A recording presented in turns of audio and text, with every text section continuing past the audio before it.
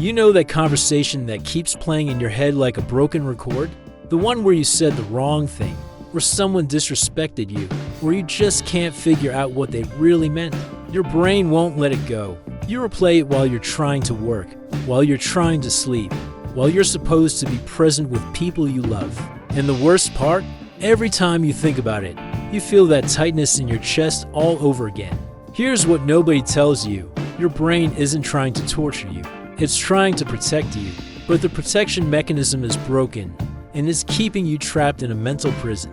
Most people think overthinking is just part of who they are, like it's a personality trait they're stuck with. But here's the brutal truth. Rumination is a learned behavior, and if it's learned, it can be unlearned. The problem is that every time you indulge that mental loop, you're training your brain to do it more. You're strengthening neural pathways that keep you stuck. And while you're replaying that conversation for the 100th time, the person who hurt you or confused you has probably moved on with their life. They're not losing sleep, you are. They're not sacrificing their peace, you are. This isn't about them anymore. This is about you, choosing to stay in a cage when the door is wide open. In the next few minutes, you're going to learn exactly why your brain gets hijacked by these mental loops, what it's actually costing you beyond just stress, and most importantly, how to break free without needing closure from anyone. You'll discover practical techniques that work immediately, not fluffy advice about thinking positive. And you'll learn the ancient Stoic approach that's been solving this problem for thousands of years. This isn't about pretending it didn't hurt. This is about refusing to let a single conversation steal your peace indefinitely. Your brain isn't sabotaging you by replaying that conversation for the 1000th time. It's trying to protect you. The problem is that its protective mechanism was programmed thousands of years ago, when rejection by the group meant certain death. So when someone disrespected you, ignored you, or manipulated you in a conversation, your brain interprets it as a threat to your social survival. And it does what any alarm system would do. It keeps ringing until you solve the problem. But the problem often doesn't have an immediate solution, and the alarm never stops.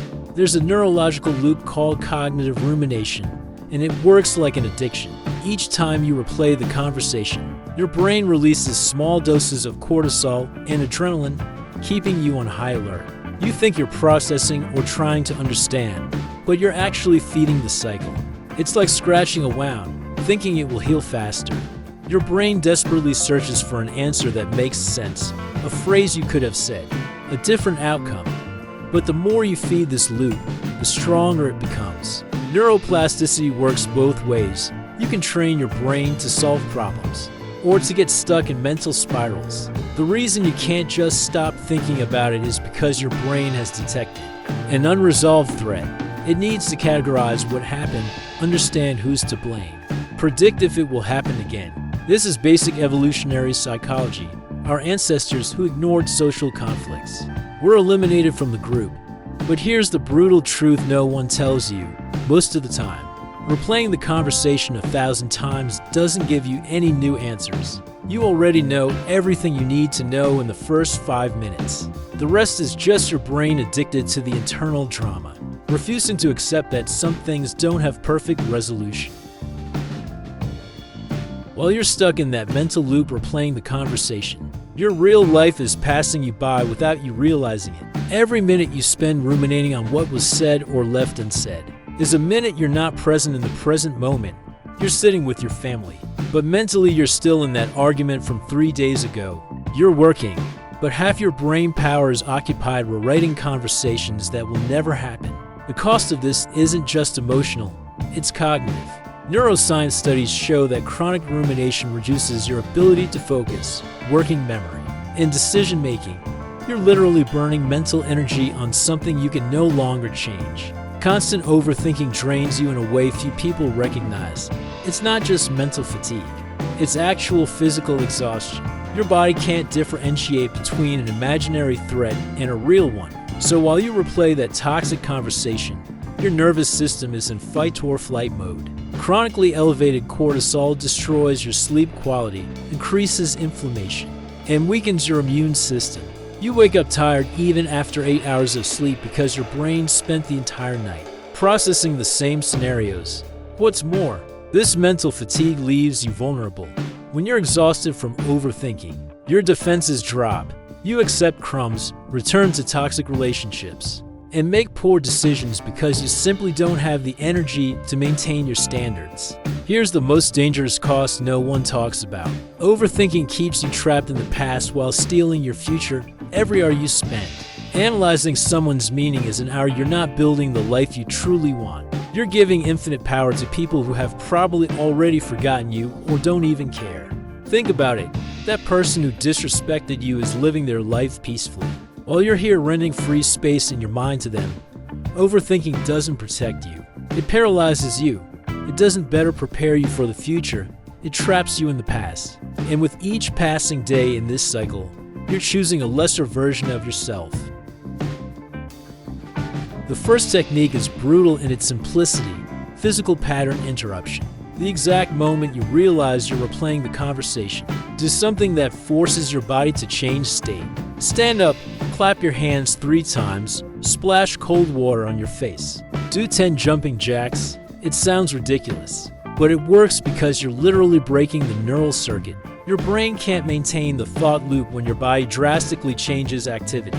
Behavioral neuroscience proves this. Intense physical movement redirects blood flow and neural activation. You don't need to think positive or forget. You just need to interrupt the pattern long enough for your brain to shift out of automatic mode. Do this every time, without exception, and in 2 weeks you'll have reprogrammed the response. The second technique is the 5-minute timer protocol.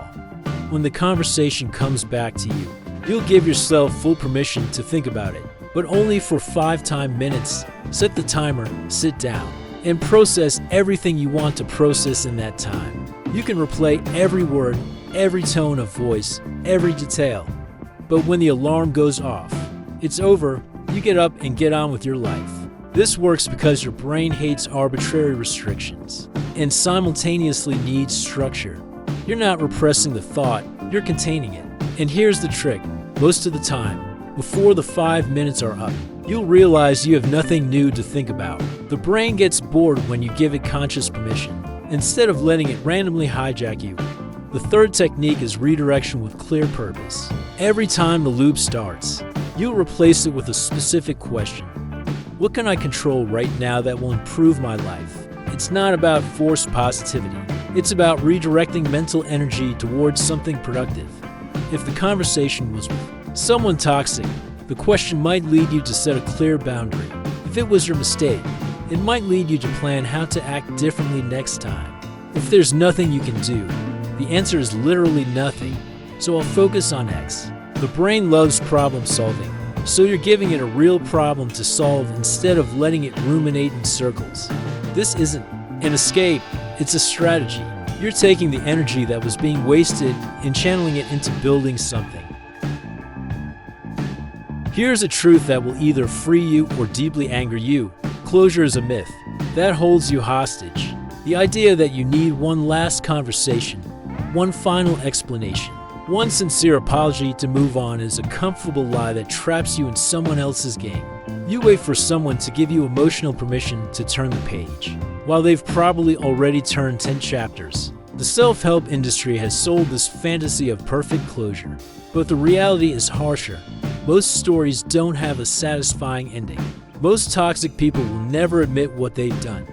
Most narcissists will never give you the validation you deserve. And waiting for that is choosing to live in the emotional waiting room forever.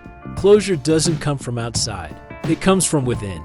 It's a unilateral decision you make when you finally accept that some questions won't have answers, and you'll still be okay. Think about it. How many times have you received explanations and remained unsatisfied? How many times has someone apologized and felt it was hollow? Because what you're really looking for isn't closure, it's validation. You want the person to acknowledge the impact they had on you, to admit the truth, to see you for who you really are. But here's the problem. If this person were capable of giving you that, the problematic conversation would never have happened. Manipulators won't suddenly develop empathy. Emotionally immature people won't magically mature.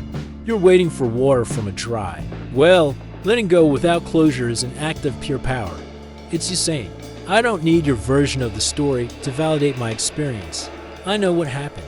I know how I felt, and that's enough. This doesn't mean pretending it didn't hurt or matter. It means stopping giving someone else the power to write the ending of your story. You close the loop on your own, without waiting for someone else to come along with the key. And the liberating truth in all this? When you stop seeking external closure, you regain something far more valuable. Your peace no longer depends on anyone else. You're no longer at the mercy of a conversation that may never happen or an apology that may never come. You become whole on your own, and that's something no one can take away from you. The Stoics had a mental tool that resolves rumination better than any modern technique: the dichotomy of control. Marcus Aurelius wrote this nearly 2,000 years ago, and it remains the most liberating truth there is. There are things within your control and things beyond it, and your peace of mind depends on knowing the difference. That conversation you keep replaying, it's already happened. It's out of your control. What the other person thought, meant, or will do, out of your control. The only thing you control now is how you respond internally and what you do from now on. When you truly internalize this, rumination loses its fuel.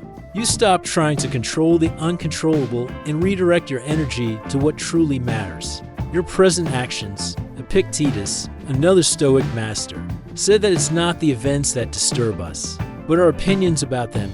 In other words, it's not the conversation itself that's destroying you, it's the story you're telling about it. You've turned a 10-minute moment into a narrative of infinite suffering. Each time you replay it, you add layers of interpretation, judgment, meaning. The Stoic approach isn't to deny that the conversation was bad or that you were treated unfairly. It's to recognize that you're choosing to give this event power over your present. And if you can choose to give it power, you can choose to take it away.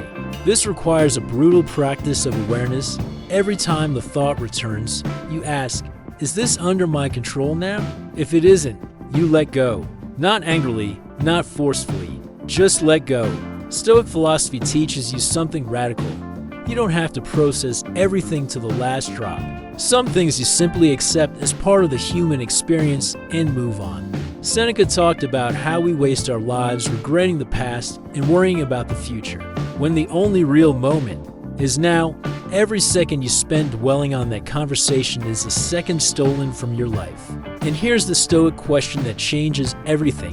5 years from now, will this matter? 10 years from now, probably not.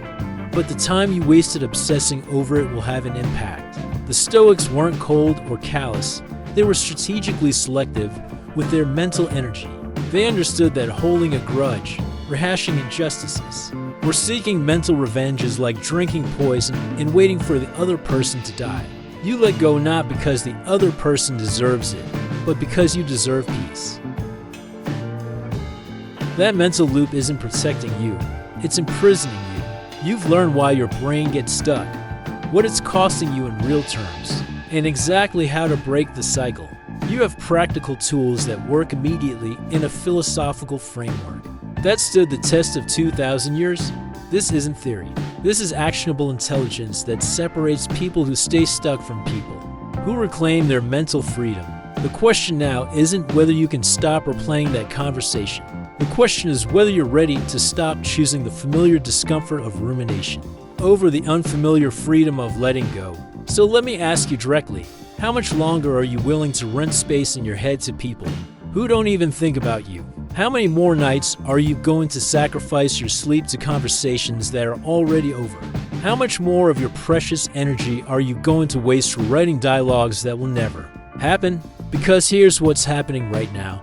Every moment you spend trapped in that mental loop is a moment you're not building the life you actually want. Every ounce of energy you pour into overthinking is energy you're not using to set boundaries, create standards, or protect your peace. You already know what happened. You already know how it made you feel. Replaying it won't change anything except keep you stuck.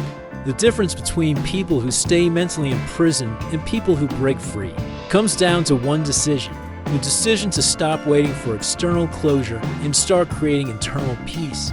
You don't need that person to validate your experience. You don't need them to apologize, explain, or admit anything. You need to decide that your peace matters more than their acknowledgement. So here's your choice. keep replaying that conversation and stay exactly where you are. Or use these tools starting today and reclaim your mental freedom. If this content resonated with you, like and share this video, subscribe to the channel, and turn on notifications. Because each video here is a real tool, not empty motivation.